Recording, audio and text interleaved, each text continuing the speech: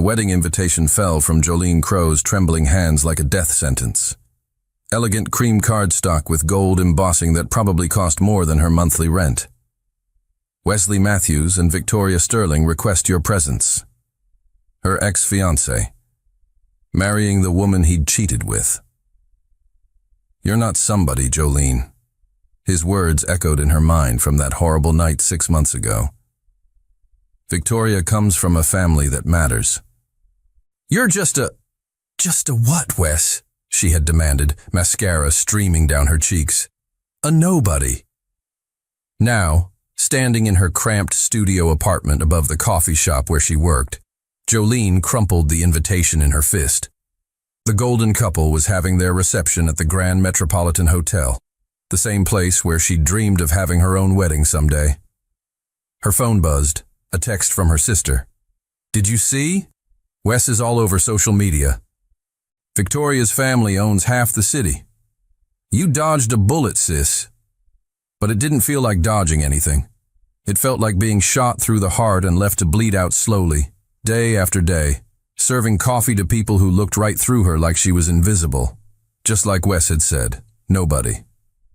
Before we continue, tell me in the comments, what city and country are you watching from right now?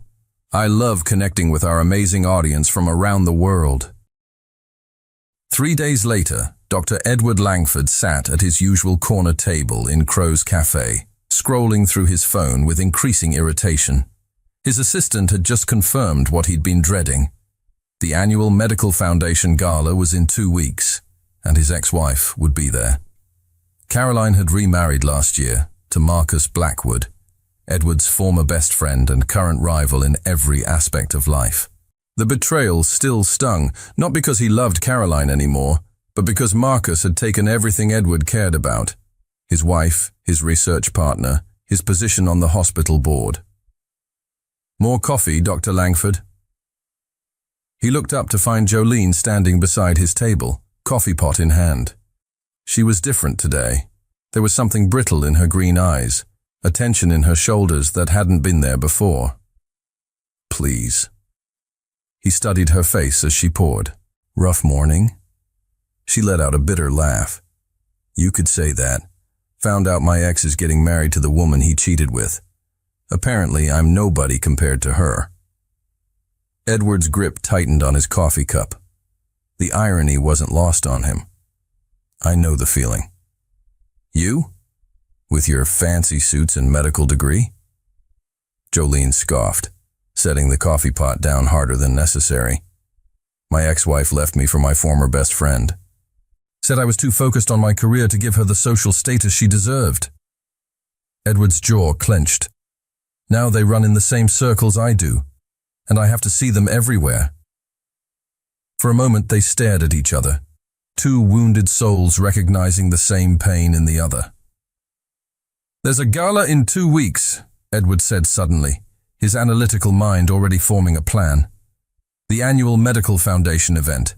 It's significant in our social circle. Sounds fancy, Jolene said, starting to turn away. Marry me. The words hung in the air like a challenge. Jolene spun around, eyes wide. Excuse me? Edward stood up, his tall frame towering over her. I need a wife for that gala. Not a girlfriend, not a date, a wife. Someone who can walk in there and make it clear that Dr. Edward Langford has moved on completely. Are you insane? Jolene whispered, glancing around the empty cafe. Probably. His gray eyes were intense, calculating. But think about it. How would your ex feel if he found out you married a successful surgeon? That nobody he discarded became Mrs. Dr. Langford? Jolene's pulse quickened. The image of Wes's shocked face flashed through her mind. Victoria's perfectly manicured hand flying to her throat in surprise. All those people who'd looked through her suddenly forced to see her. What would you get out of it? She asked carefully. Revenge, Edward said simply. The same thing you would. That evening, Edward paced his penthouse office while Jolene sat stiffly on his leather couch, still processing what she'd agreed to. This is completely crazy, she muttered for the 10th time. Crazy problems require crazy solutions, Edward pulled out a manila folder. I've had my lawyer draft a contract. This is purely business. A prenup? More than that, a complete agreement outlining the terms of our arrangement. He sat across from her, suddenly all business.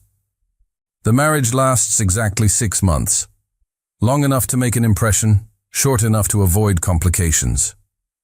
Jolene opened the folder, scanning the pages. You want me to move in here? We need to appear legitimate.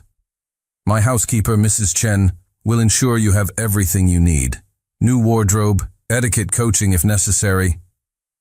I'm not some street urchin you picked up, Jolene interrupted sharply. Edward paused, studying her defensive posture. I didn't mean to imply. Yes, you did. She stood up abruptly. You're already thinking about how to fix me, aren't you? Make me presentable for your fancy friends? That's not what I meant. Isn't it? Jolene's eyes flashed. Let me guess. You assume I don't know which fork to use, that I'll embarrass you by saying the wrong thing? Edward felt heat rise in his cheeks. She was right, and they both knew it. I apologize. That was presumptuous. At least you're honest about being an arrogant ass. But there was less venom in her voice now, more resigned amusement. The compensation is substantial, Edward continued, pointing to a number in the contract. Enough to start over anywhere you want when this is finished. Jolene's eyes widened at the figure. It was more money than she'd ever dreamed of having. But something else caught her attention. A clause about public displays of affection as needed to maintain the illusion. What exactly does this mean? She asked, pointing to the line. Edward cleared his throat, suddenly looking uncomfortable. We'll need to appear affectionate in public, hand-holding, perhaps a kiss or two if the situation demands it. You mean act like we're actually married? Precisely. Jolene stared at him, this arrogant, impossibly handsome man who thought he could solve everything with contracts and money. But beneath his cold exterior, she'd glimpsed something else in the cafe. Pain that mirrored her own. When do we start? She heard herself asking. The next 2 weeks passed in a blur of preparations that felt like stepping into someone else's life. Edward had been right about one thing. Jolene needed a complete makeover to fit into his world. But he surprised her by handling it with unexpected sensitivity. I don't want you to change who you are, he said, as they stood in the exclusive boutique his assistant had recommended. I want you to become the best version of yourself. Jolene emerged from the dressing room in a midnight blue dress that hugged her curves perfectly. The price tag made her dizzy, but Edward's sharp intake of breath was worth it. You look. He struggled for words, his usual clinical precision abandoning him. Expensive? She teased, turning to examine herself in the mirror. Beautiful, he said quietly. Their eyes met in the reflection, and for a moment, something shifted between them. Something that felt dangerously real. Doctor? Langford, the sales associate interrupted. Shall we have it tailored? The spell broke. Edward nodded curtly, back to business. And shoes to match, whatever she needs. But Jolene noticed how his gaze lingered on her as she walked away. That evening, they practiced their married couple routine in his living room. Edward was stiff, formal, treating it like a medical procedure. Relax, Jolene laughed, placing her hands on his shoulders. You look like you're about to perform surgery. I don't do casual physical contact, Edward admitted, his jaw tight. When's the last time you hugged someone who wasn't your mother? He thought about it seriously. I honestly can't remember. Something about his confession made Jolene's heart ache. Without overthinking it, she stepped closer and wrapped her arms around his waist. He went rigid, but didn't pull away. See? The world didn't end, she murmured against his chest. Slowly, carefully, Edward's arms came around her. She smelled like vanilla and coffee, and something uniquely her own. When had he last held someone just because they needed to be held? Better? She asked, pulling back slightly. Their faces were inches apart. Edward found himself studying the golden flecks in her green eyes, the way her lips curved slightly even when she wasn't smiling. "Much better," he said, his voice rougher than intended. They were married at City Hall on a Thursday morning, with only Mrs. Chen and Edward's lawyer as witnesses. Jolene wore a simple cream dress, elegant but understated, and carried a small bouquet of white roses Edward had surprised her with. "You didn't have to," she said, touched by the gesture. "Every bride should have flowers," he replied simply. The ceremony was brief, clinical, but when Edward slipped the ring onto her finger, a stunning solitaire that caught the light perfectly, Jolene felt her breath hitch. "You may kiss the bride," the judge announced. Edward hesitated for just a moment before cupping her face gently and pressing his lips to hers. It was supposed to be for show, just part of the performance. But when their lips met, something electric passed between them.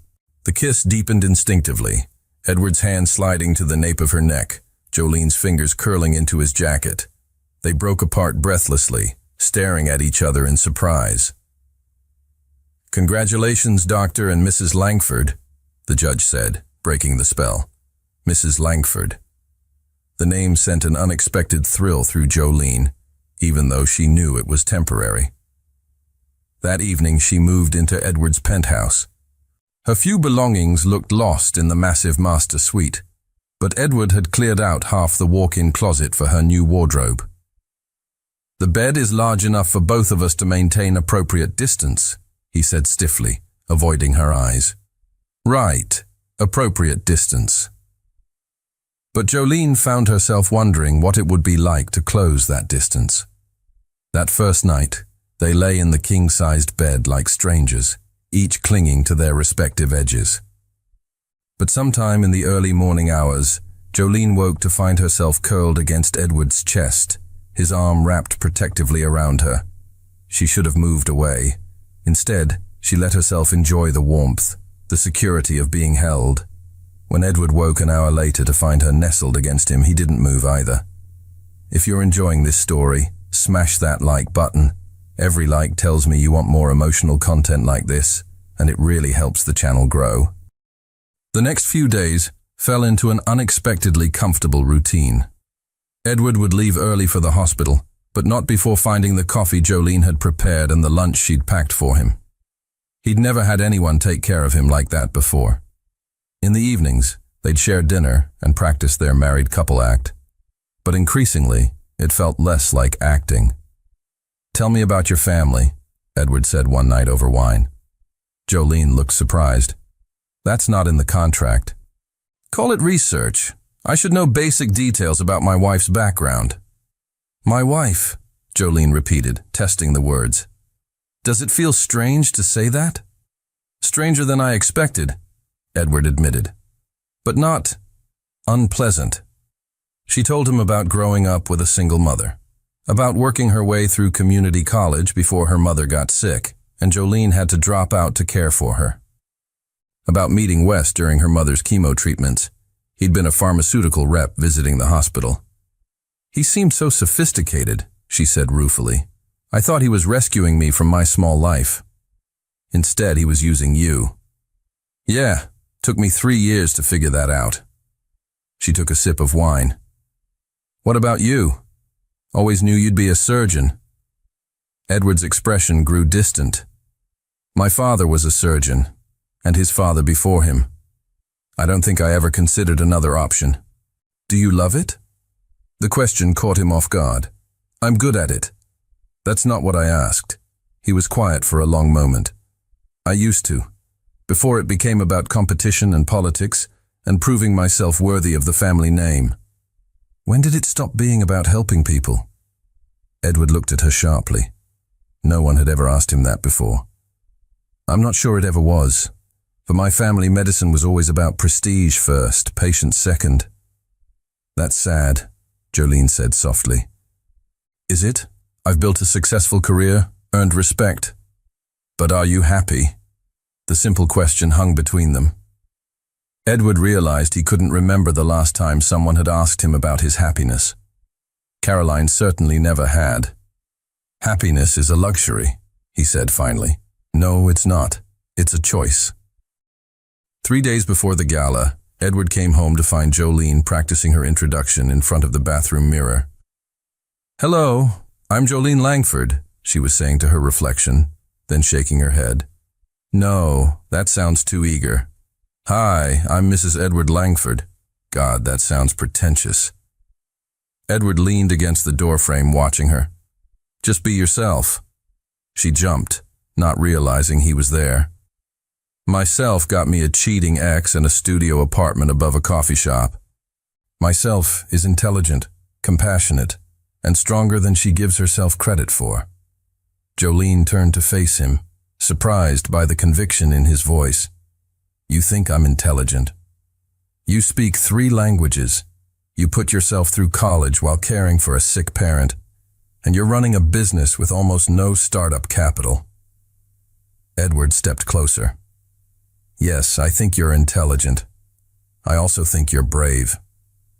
"Brave? You agreed to marry a complete stranger for revenge. That takes courage. Or insanity. Possibly both."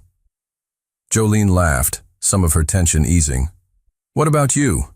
Having second thoughts about your fake wife?"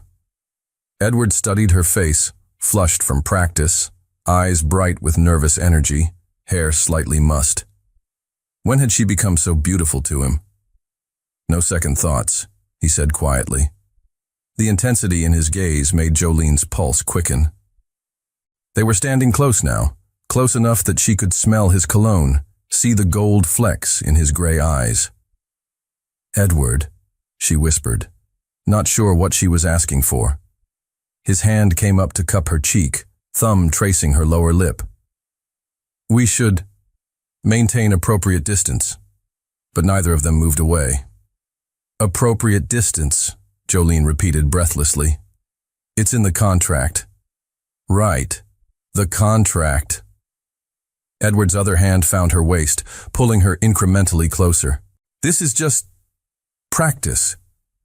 "Practice," she agreed, her hands sliding up his chest to rest on his shoulders. "For the gala. For the gala."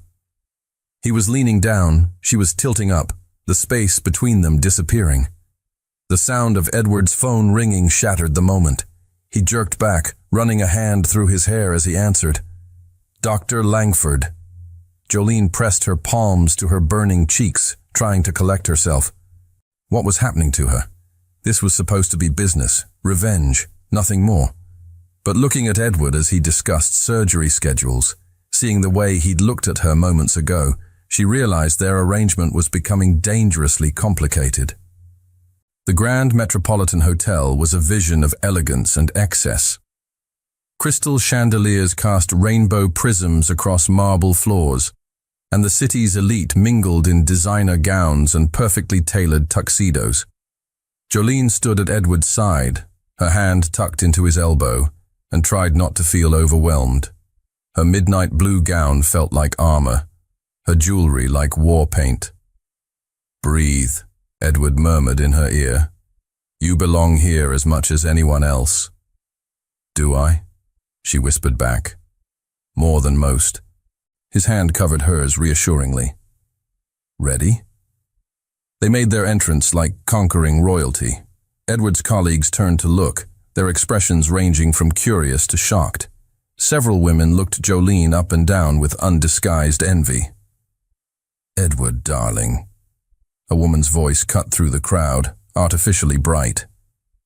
Jolene felt Edward tense beside her as his ex-wife Caroline approached, her arm linked with a distinguished man who could only be Marcus Blackwood. "Caroline." "Marcus." Edward's voice was coolly professional.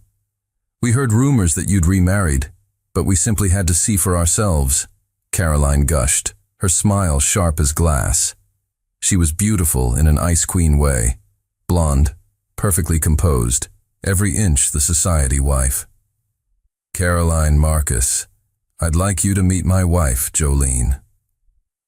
"Mrs. Langford," Jolene said smoothly, extending her hand with the confidence Edward had helped her cultivate.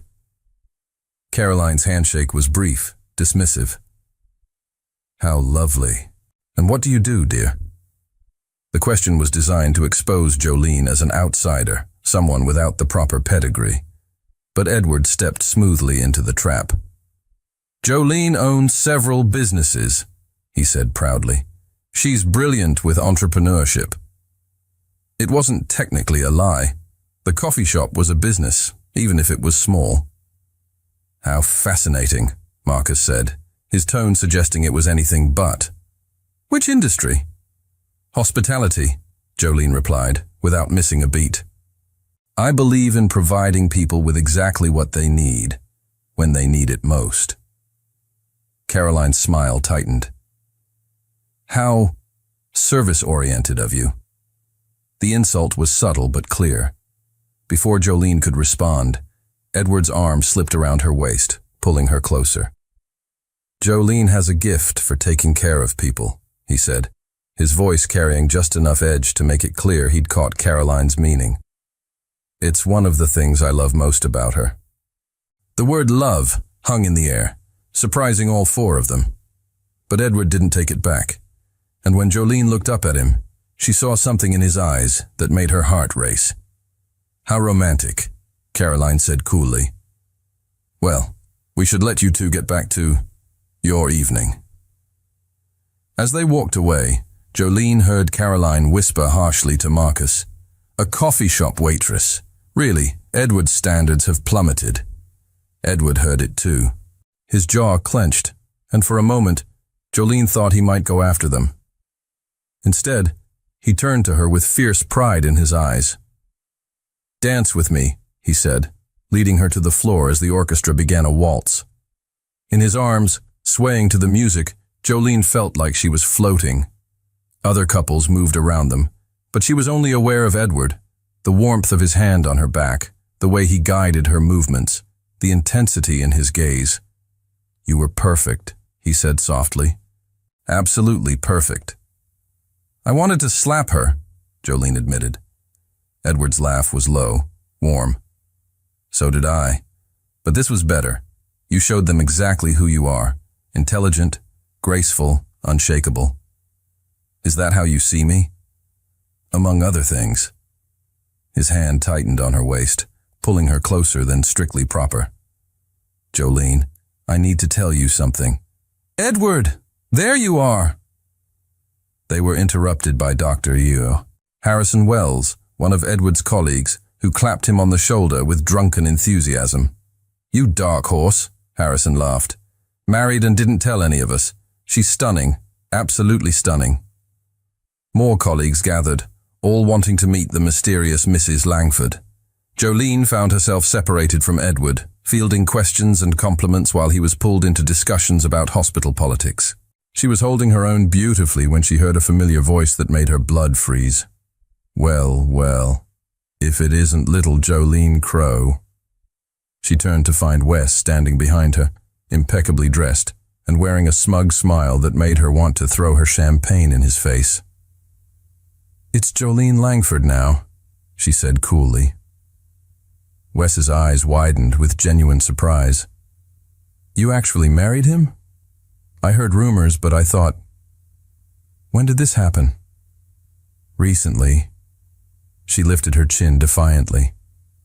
I suppose congratulations are in order for you as well. I heard about your wedding. Yes, well. Wes straightened his tie, looking pleased with himself. Victoria and I are very happy. Her father's connections have been invaluable for my career. How romantic, Jolene said dryly. Wes stepped closer, lowering his voice. Come on, Jolene. We both know this is just a rebound marriage. You were devastated when I left you. This is just you trying to prove something. The only thing I'm proving is that I dodged a bullet. Really? Because from where I'm standing, it looks like you're playing dress-up in a world you don't belong to. His voice turned cruel. How long do you think this will last? A few months? A year? Men like Dr. Langford don't stay married to women like you. The words hit harder than they should have, probably because they echoed her own fears. But before she could respond, a familiar voice cut through the conversation. "Is there a problem here?" Edward appeared at her side, his presence immediately commanding. He took in Wes's proximity to Jolene, her tense posture, and his expression grew dangerous. "Dr. Langford," Wes said, extending his hand with false bonhomie. "Wesley Matthews, I'm an old friend of your wife's." Edward ignored the offered handshake, his arm sliding possessively around Jolene's waist. "I don't believe my wife mentioned you. We were close once." Were. Edward's tone made it clear what he thought of past tense relationships. "And now you're married to someone else, I believe? Congratulations." The dismissal was polite, but absolute. Wes's face flushed, clearly not used to being dismissed so thoroughly. "Yes, well, Victoria's around here somewhere. Perhaps we'll see you both later." "Perhaps," Edward said, making it clear they wouldn't. After Wes slunk away, Edward turned to Jolene with concern. "Are you all right?" "Fine," she said quickly, but he could see the hurt in her eyes. "What did he say to you?" "Nothing I haven't thought myself." She looked up at him, vulnerable despite her brave front. "He said men like you don't stay married to women like me." Edward's jaw tightened dangerously. "Men like me? Rich, successful, from good families." She tried to pull away, but he held her firmly. "Jolene, look at me." When she reluctantly met his eyes, he continued, "I've spent my entire life around good families, and their perfectly suitable daughters. Do you know what they all have in common?" She shook her head. "They're boring, predictable. They want the same things, say the same things, care about the same meaningless status symbols." His hands came up to frame her face. "You make me laugh. You challenge me. You make me want to be a better man, not just a more successful one." "Edward." "I'm not finished." His thumbs traced her cheekbones. "You think I'm too good for you? Jolene, you're too good for me. You always have been." Before she could respond, he kissed her. Not the careful, controlled kisses they'd practiced, but something desperate and real. Around them, the gala continued, but they were lost in each other. When they finally broke apart, breathless and shaken, Edward rested his forehead against hers. "Take me home," Jolene whispered. "Gladly." The ride home was charged with tension.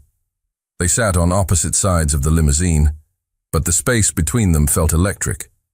Every time their eyes met, Jolene felt her pulse spike. "We should talk about what happened back there," Edward said carefully. "Which part? My ex being an ass, or you kissing me senseless in front of half the medical community?" Edward's lips quirked upward. "Both, I suppose." The kiss felt... Jolene struggled for words. "Like crossing a line we can't uncross?" "Yeah." She looked at him across the dim interior. "Did we just complicate everything?" "Probably." Edward was quiet for a moment. "Do you regret it? Do you?" I asked first. Jolene considered lying, playing it safe, maintaining the emotional distance their contract required. Instead, she chose honesty. "No, I don't regret it." Edward's response was to lean forward and tap the partition. "Could you take us home quickly, please, James?" "Of course, sir." By the time they reached the penthouse, the air between them was practically combustible. They rode the elevator in silence, hyper-aware of every breath, every small movement. Edward fumbled with his keys at the door, his usual composure cracking. When they finally got inside, they stood in the foyer, suddenly uncertain. "We should probably..." Edward began. "Yeah, we should," Jolene agreed. Neither of them moved. "The contract says..." Edward tried again. "Screw the contract," Jolene said, stepping toward him.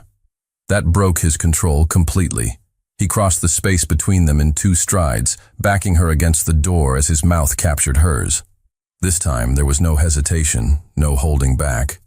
Jolene's hands tangled in his hair as he kissed her neck, her shoulder, anywhere he could reach. The expensive gown was beautiful, but suddenly it was just an obstacle between them. "Are you sure?" Edward pulled back, his breathing ragged. "Because if we do this, everything changes." "Everything already changed," she whispered against his lips. "Probably weeks ago." "Jolene." Her name was a prayer, a question, a surrender all at once. "Take me to bed, Edward. Not because of some contract or fake marriage. Take me to bed because you want me." "I've wanted you since the moment you agreed to this insane plan," he admitted roughly. "Hell, I've wanted you since the first time you brought me coffee and smiled like you actually meant it." She pulled his face down to hers, pouring all her pent-up longing into the kiss. "Then stop talking and show me." Jolene woke slowly, deliciously aware of warm skin against hers, strong arms holding her close. For a moment, she just lay there, savoring the feeling of being completely cherished. Then reality crashed back. She'd slept with her fake husband. She'd fallen for a man who'd hired her to play a role, and in 4 months, their contract would expire. "Stop thinking so loudly," Edward murmured against her hair. "I can practically hear the gears turning." "We messed up," she said quietly. Edward's arms tightened around her. "Did we? The contract..." "Forget the contract." He tilted her chin up to look at him. "Last night wasn't about any agreement, it was about this." He gestured between them. "Whatever this is." "What is this, Edward?" He studied her face, seeing the vulnerability she was trying to hide. "I don't know. I've never felt anything like it before." "That's not exactly reassuring, isn't it?" "Jolene, I've spent my entire adult life in control, following plans, meeting expectations. You make me want to throw all of that away and just feel." She traced patterns on his chest, trying to organize her thoughts. "So what happens now? Now we see where this goes. And if it goes nowhere?" Edward was quiet for a long moment. "Would you rather we pretend last night never happened? Go back to being fake spouses playing house?"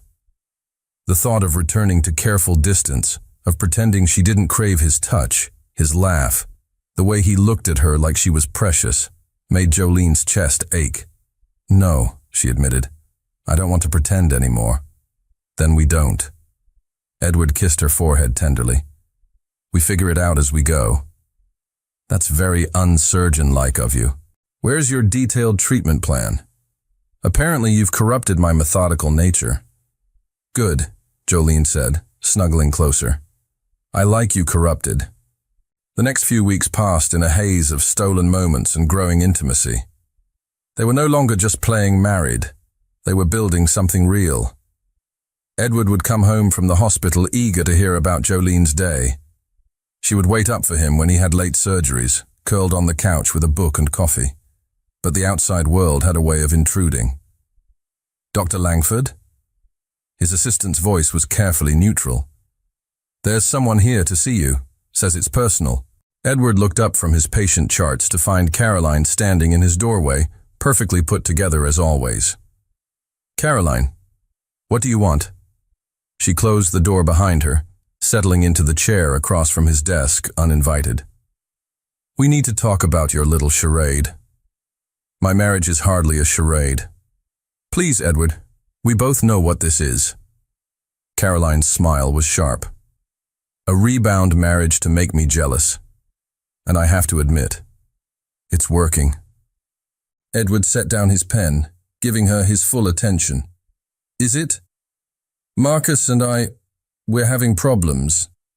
I think I made a mistake leaving you." "You think?"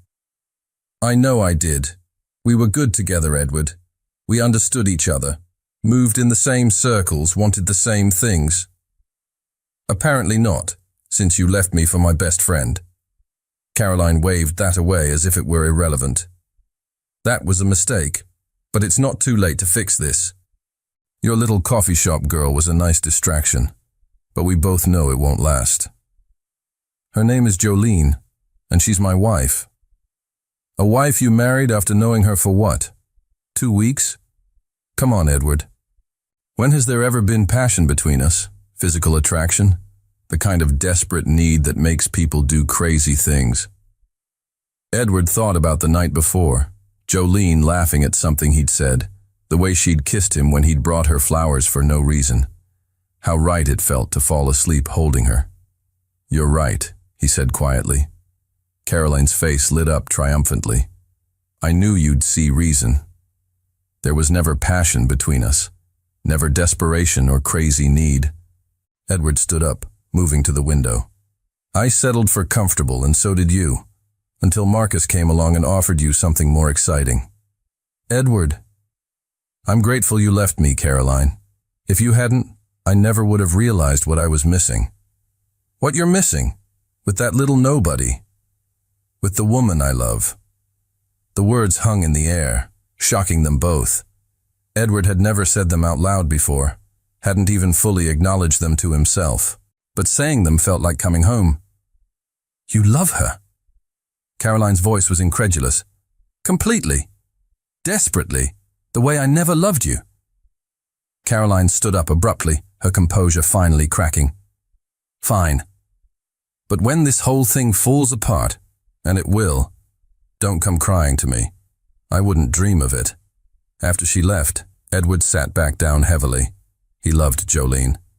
The realization should have terrified him, but instead, it filled him with a sense of rightness he'd never experienced before. The question was, did she love him back? Or was this still just revenge and convenience for her? If you love stories that make you feel something real, hit that subscribe button and ring the notification bell. I post new emotional stories every week. That evening, Edward found Jolene in the kitchen, humming as she cooked dinner. The scene was so domestic, so perfectly right, that it made his chest tight with emotion. Good day, she asked, reaching up to kiss him hello. Interesting day. He wrapped his arms around her, breathing in her scent. Caroline came to see me. Jolene stiffened in his arms. Oh? Edward told her about the conversation, watching Jolene's face carefully. She thought our marriage was just elaborate revenge. Isn't it? Jolene's voice was carefully neutral. Is it? For you? She pulled away, busying herself with the stove. It started that way. And now? Jolene was quiet for a long moment, her back to him. Now I'm terrified. Of what? Of this. She gestured between them without turning around. Of feeling this much for someone who hired me to play a role. Edward moved behind her, his hands settling on her shoulders. Jolene, look at me. She turned reluctantly, and he could see the fear in her green eyes. I didn't hire you to play a role. I hired you to be my fake wife. But somewhere along the way, you became my real one. Edward, I love you. The words came easier the second time. Not the revenge, not the arrangement, not what you represent. You, the woman who hums while she cooks, who reads medical journals just to understand my day better, who makes me laugh at myself.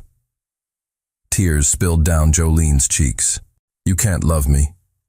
Too late, already do. But what happens when the 6 months are up, when you don't need a wife anymore?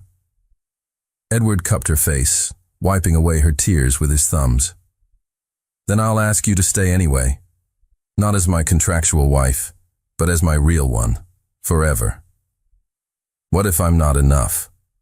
What if you wake up one day and realize Caroline was right, that you settled for someone beneath you? Jolene, his voice was firm, commanding. Listen to me very carefully. You are not beneath me. You are not beneath anyone.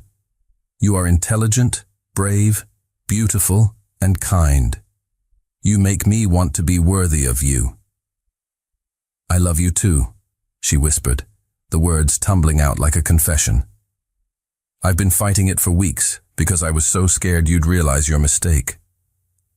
Edward's smile was radiant. The only mistake I made was waiting this long to tell you."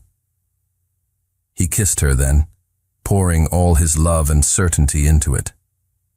When they broke apart, both breathless, Jolene laughed through her tears. "So what now? Do we still pretend this is fake?"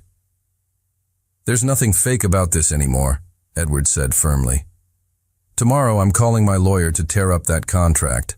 I want to start over. Do this right." "Meaning?" "Meaning I want to court you properly. Take you on real dates, not business arrangements. I want to earn your love, not buy it." Jolene smiled, feeling lighter than she had in months. "You already have my love, but I wouldn't say no to being courted by Dr. Edward Langford." "Good, because I plan to spend the rest of my life proving I deserve it." 3 weeks after their love confession, their newfound happiness was shattered by an unexpected visitor. Jolene was alone in the penthouse when the doorman called up. "Mrs. Langford, there's a woman here claiming to be your sister. Should I send her up?" "My sister?" Jolene frowned. She hadn't spoken to Emma in months, not since their mother's funeral. "Yes, send her up." Emma Crow looked exactly like Jolene, but harder somehow. Sharp edges where Jolene was soft curves, calculating eyes where Jolene's were warm.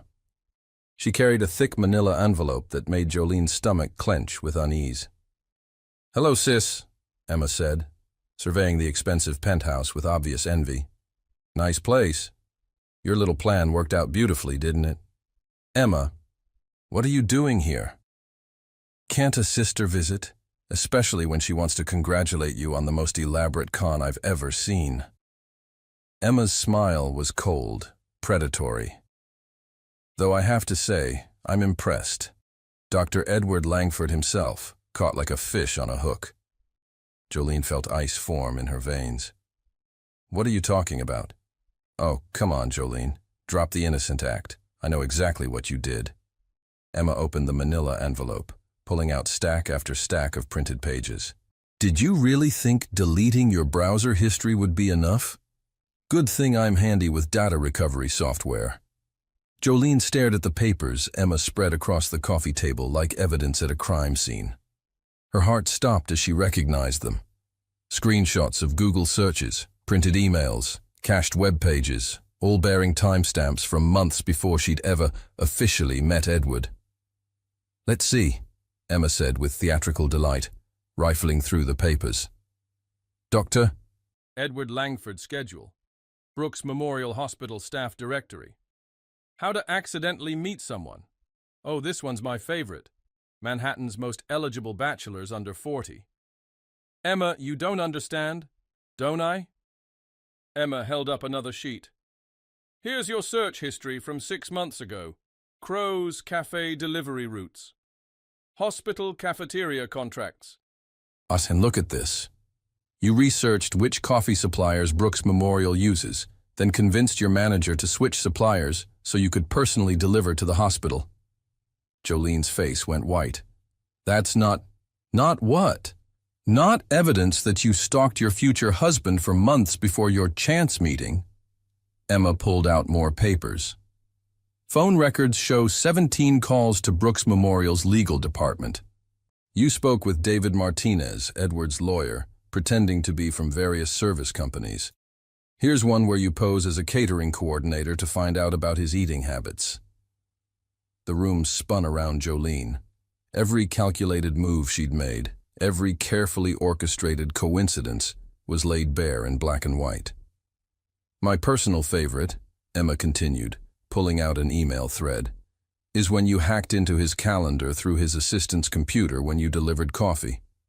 That's how you knew about his ex-wife remarrying, isn't it? How you knew he'd be desperate for a companion to the gala." "Stop," Jolene whispered. "And the pièce de résistance, your conversation with David Martinez where you, posing as a medical supply representative, casually mentioned how convenient contract marriages were becoming among busy professionals. 3 days later, David suggested the idea to Edward. Brilliant, really." Jolene collapsed onto the sofa, staring at the mountain of evidence. "How did you get all this? I'm a freelance IT forensics specialist, Jolene. Did you forget? When you disappeared after Wes broke up with you, I got worried. So I recovered your deleted files to see if you'd done something drastic. Emma's laugh was harsh. Turns out you had. Just not what I expected. What do you want? Jolene's voice was barely audible. What do I want? I want my cut. Emma leaned back, satisfied. You landed yourself a multimillionaire through months of psychological manipulation and careful planning. The least you can do is share the wealth with the sister who taught you everything you know about computers. This isn't what you think, isn't it? Let's see what Dr. Perfect would think when he discovers his beloved wife spent months stalking him, manipulating his lawyer, orchestrating their entire relationship. That every chance encounter, every coincidence that brought you together was carefully planned. Emma's eyes glittered with malice. Think he'll still believe your love is real when he finds out he was prey from day one? I did love him, Jolene said desperately. I do love him. That part wasn't fake. Oh, I believe you. That's what makes this so delicious. You actually fell for your own mark. Emma gathered the papers back up. But will he believe it? When he sees evidence that you targeted him specifically, that you researched his vulnerabilities and exploited them, that you manipulated him into proposing to you. Before Jolene could respond, they heard the sound of Edward's key in the lock. Jolene? I'm home early, his voice called out, warm with affection. Emma smiled wickedly. Showtime, unless of course you'd prefer to discuss my very reasonable financial requirements privately. How much? Jolene asked in defeat. 100,000. A small price for keeping your fairy tale intact. The door opened, and Edward walked in, his face lighting up when he saw Jolene before registering the tension in the room and the stranger beside her. I didn't realize we had company, he said carefully, noting Jolene's ashen complexion. Edward, this is my sister Emma, Jolene managed, her voice strained. Emma, my husband, Dr. Edward Langford. The famous Dr. Langford, Emma said, extending her hand with false warmth. I've heard so much about you. Though I have to say, Jolene's been quite thorough in her research. Edward's eyes sharpened at her choice of words. Research? Oh yes, she's been following your career for quite some time. Haven't you, sis? Jolene shot her sister a desperate look, but Emma was just getting started. I was just telling Jolene how impressed I am with her dedication, the way she managed to position herself perfectly to catch your attention. Quite the strategic mind, our Jolene. Edward looked between the two sisters, sensing undercurrents he didn't understand. I think I should let you two catch up privately. Actually, Emma said, clutching the manila envelope tighter, I was just leaving. Jolene and I can finish our conversation later, when she's had time to think about what we discussed.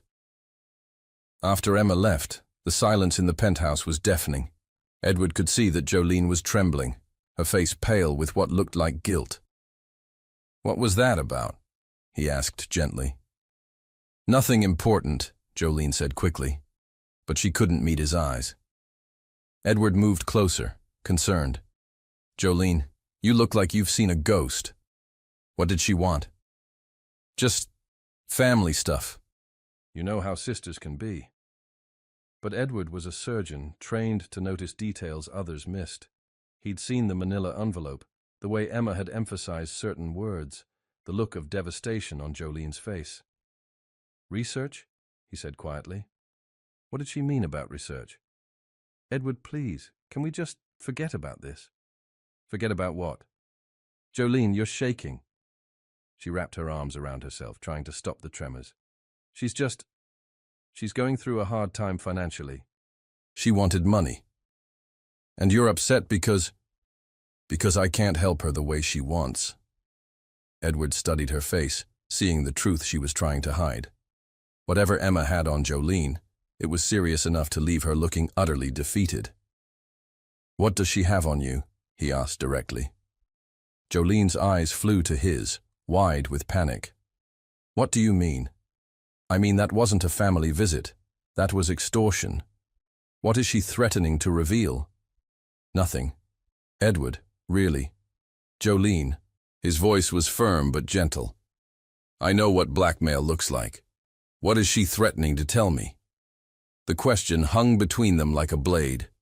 Jolene stared at the man she'd come to love desperately, knowing that in a few hours, Emma would return with her evidence, knowing that their happiness was about to shatter. If I tell you something, she whispered, something that changes everything about how we met, about why I married you, will you at least listen to the whole story? Edward felt his chest tighten with dread. What are you saying?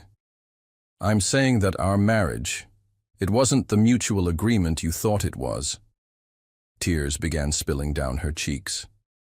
You thought we both entered into this for our own reasons, that it was coincidence that brought us together. Wasn't it? No. The word came out as a broken whisper. I targeted you, Edward. For months. I researched you, manipulated circumstances to meet you, influenced your lawyer to suggest the contract marriage. You weren't making a business deal with an equal partner. You were prey. The color drained from Edward's face. What?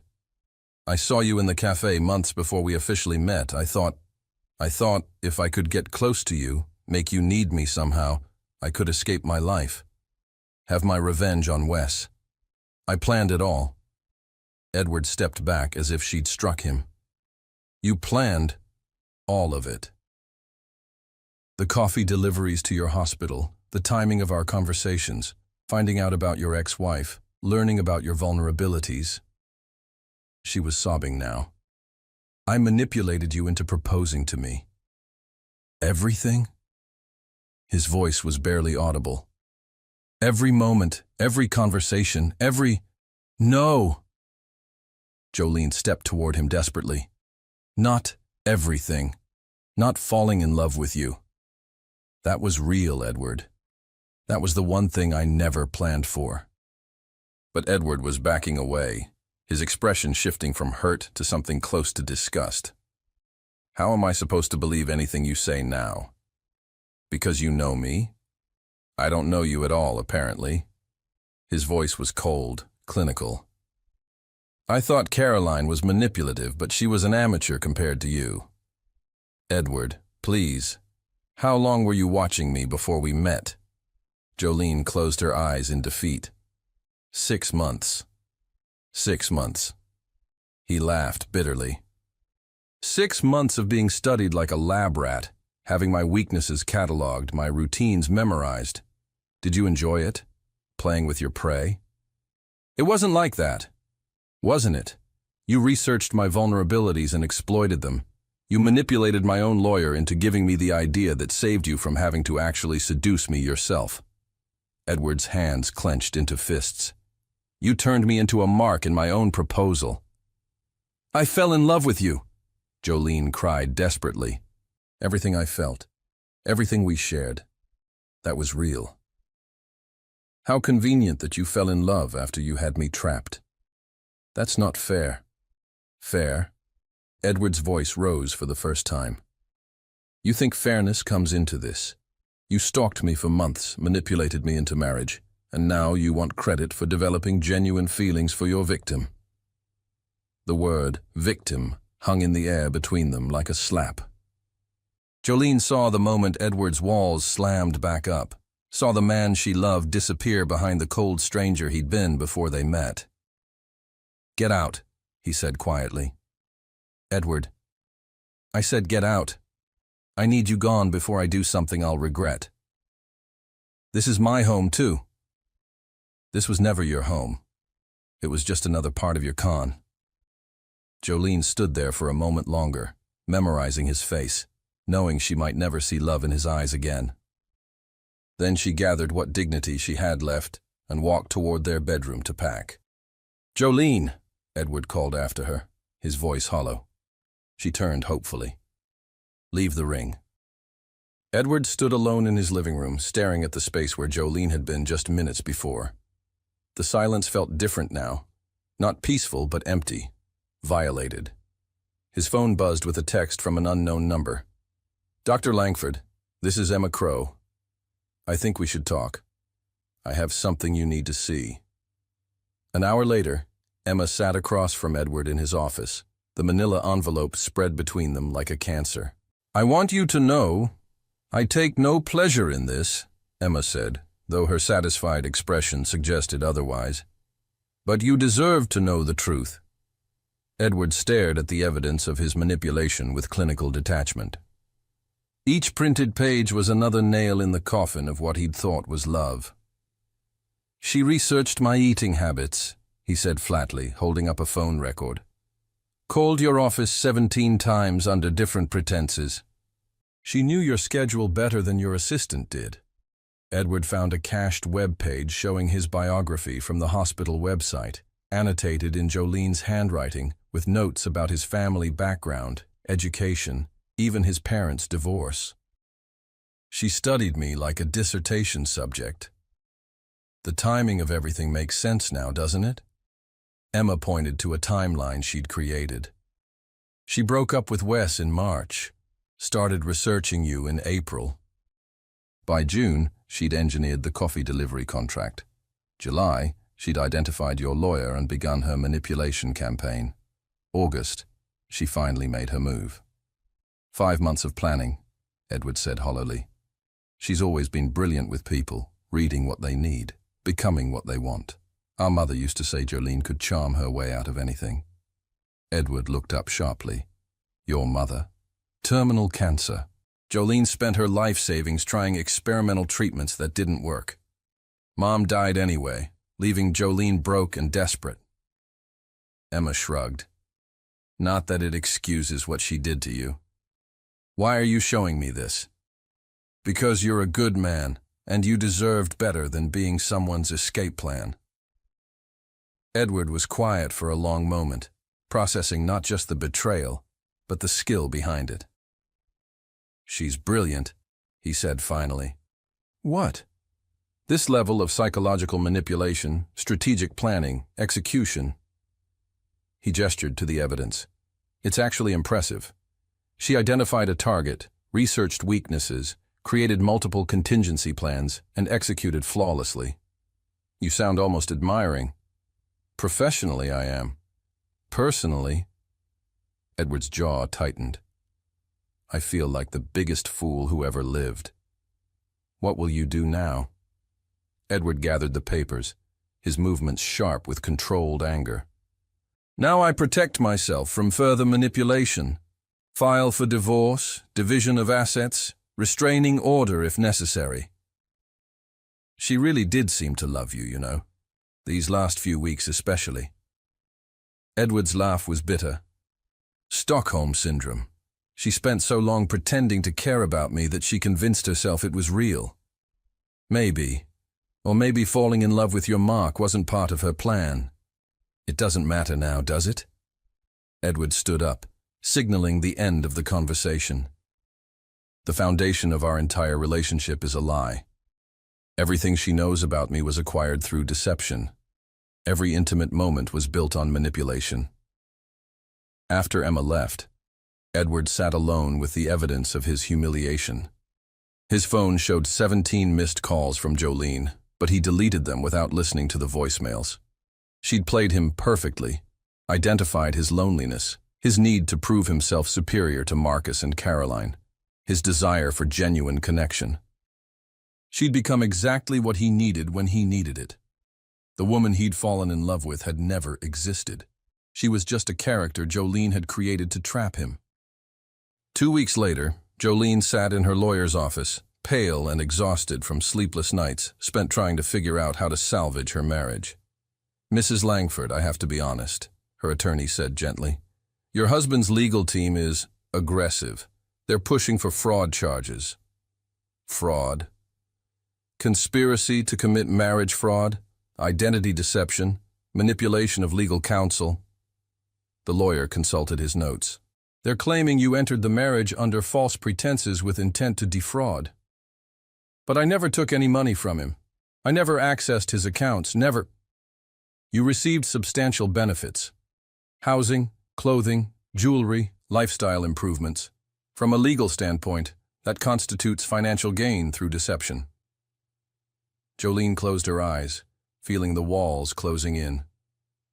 What are my options? Honestly, accept whatever settlement they offer and hope they don't press charges. Your husband has significant resources and excellent legal representation. Fighting this could result in criminal prosecution. I need to talk to him. If I could just explain, Mrs. Langford, my professional advice is to stay as far away from your husband as possible. Any contact could be construed as continued harassment or manipulation.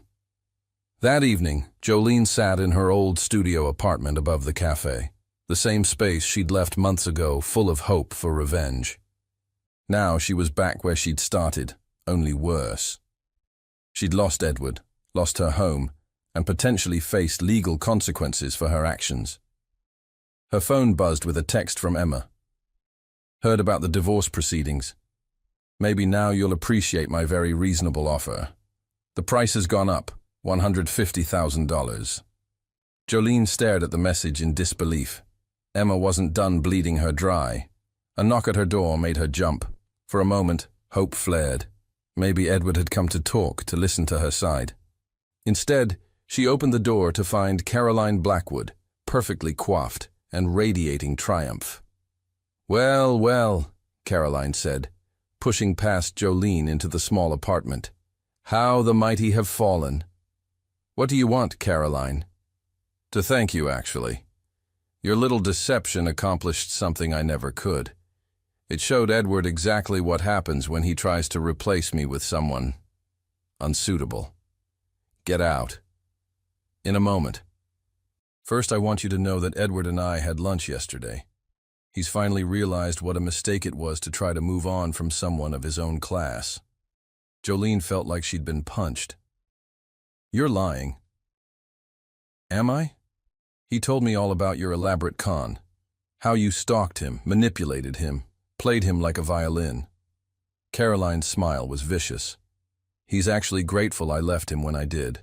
Grateful he learned what real manipulation looks like before it was too late." "He wouldn't—" "He's hurt, Jolene.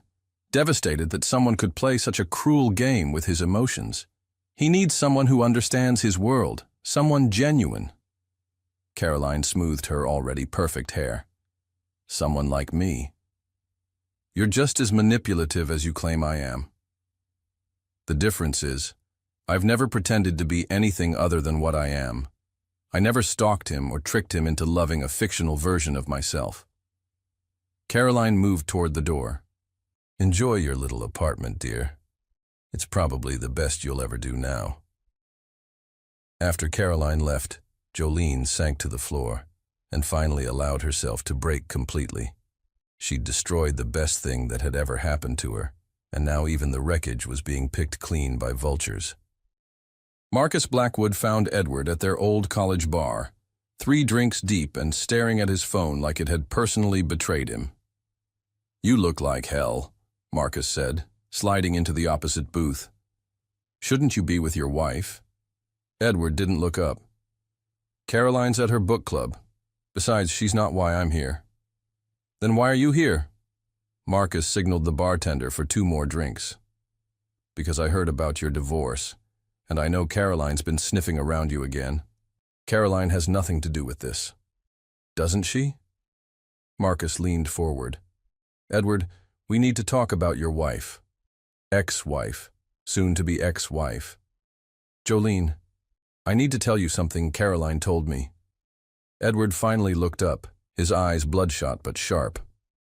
"I'm not interested in gossip. This isn't gossip. It's the truth Caroline's been hiding from you." Marcus took a deep breath. "She orchestrated everything." "What are you talking about?" "The sister, Emma.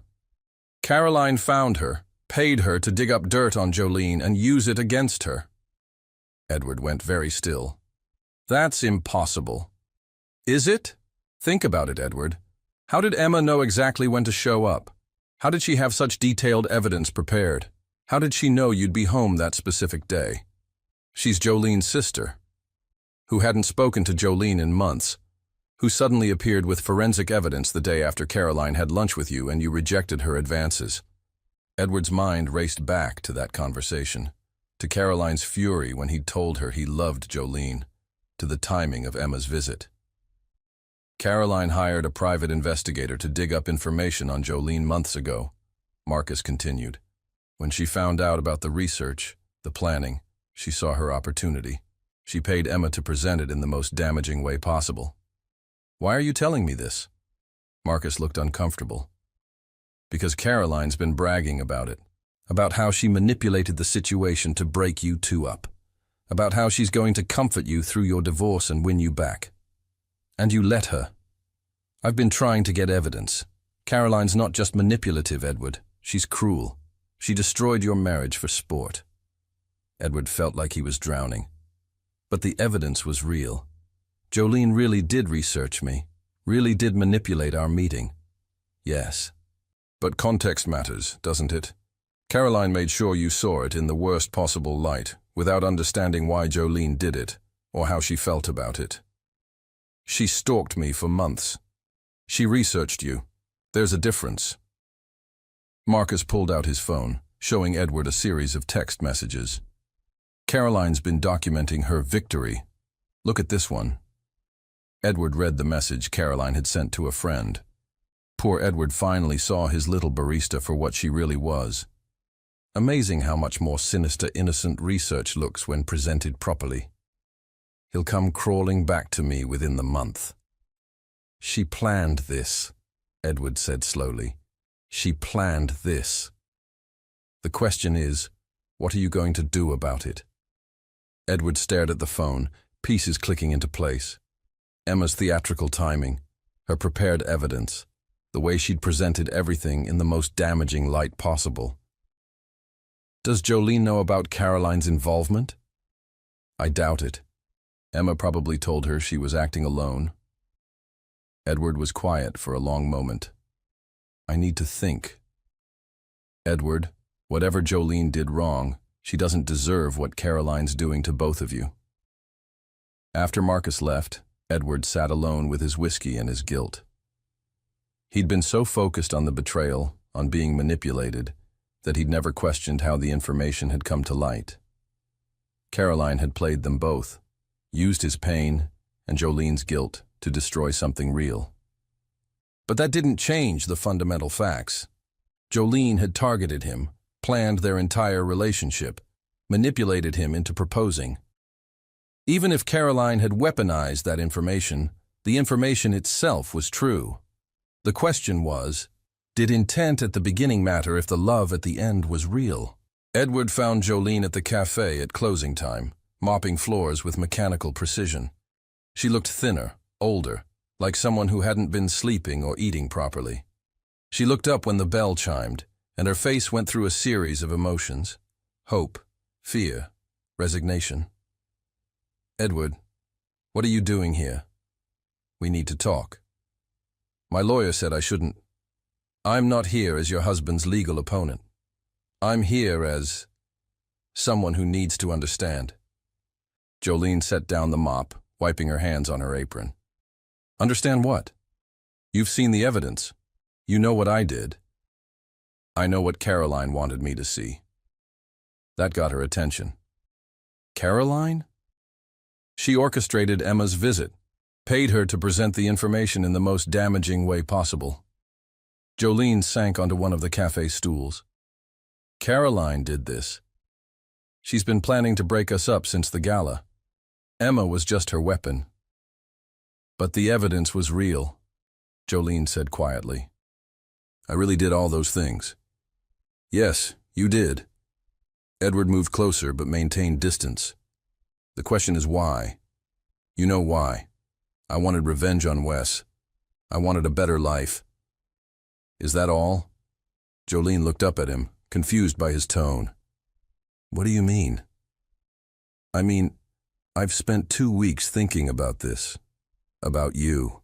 About us. Edward leaned against the counter.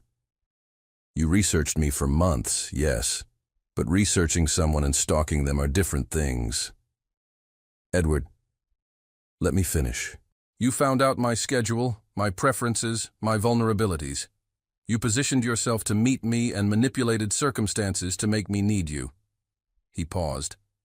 "But you never invaded my privacy, never broke into my home, never accessed my personal accounts, never did anything that crossed legal boundaries. I manipulated your lawyer. You had a conversation with him where you mentioned contract marriages. He made his own decision to suggest it to me." Edward studied her face. "That's not manipulation, Jolene. That's influence. And there's a difference. Why does the difference matter?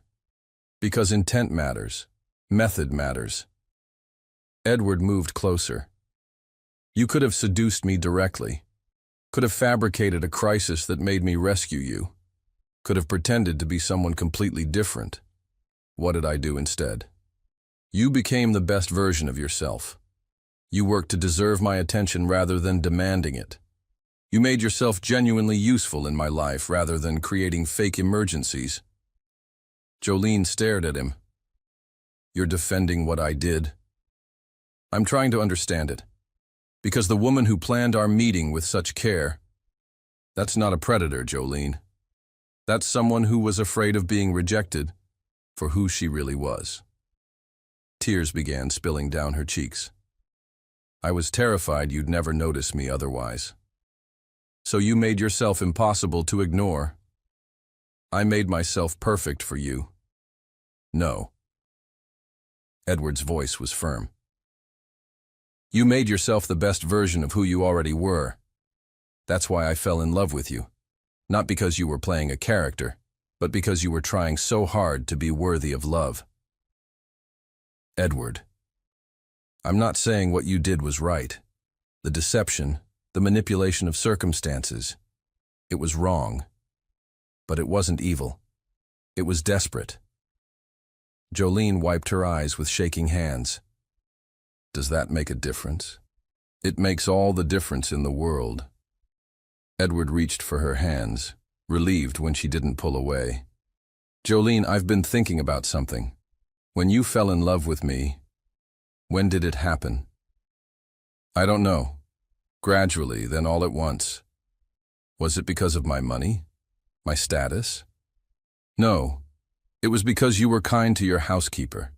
Because you stayed late to check on difficult patients. Because you talked to me like I mattered.